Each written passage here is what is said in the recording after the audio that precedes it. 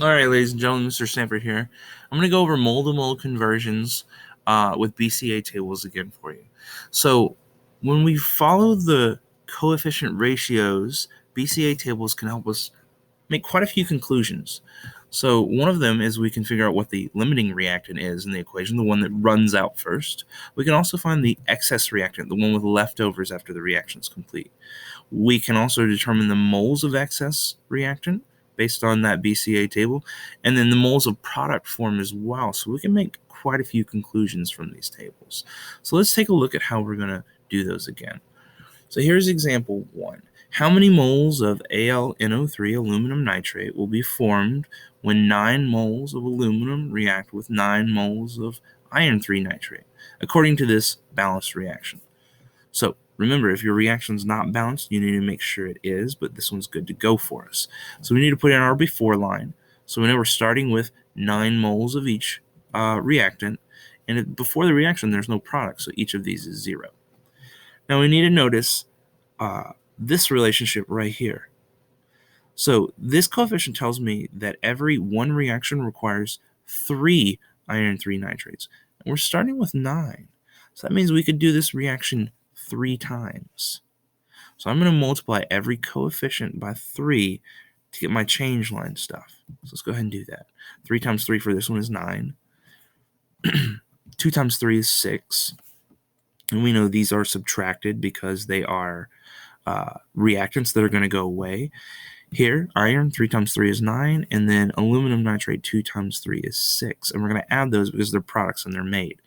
Now we just simply have to do the addition and subtraction. So 9 minus 9 is 0. 9 minus 6 is 3. 0 plus 9 is 9. And 0 plus 6 is 6. So the question is, how many moles of aluminum nitrate are formed? Well, we look at the after line, and we look under aluminum nitrate. After the reaction, we have 6 moles.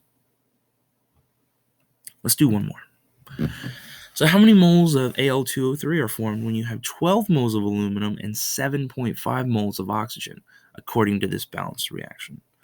So let's go ahead and put our beginning stuff in, our before line. So we know we have 12 moles of aluminum, 7.5 moles of oxygen, and before the reaction there are no products, so 0 moles of aluminum oxide.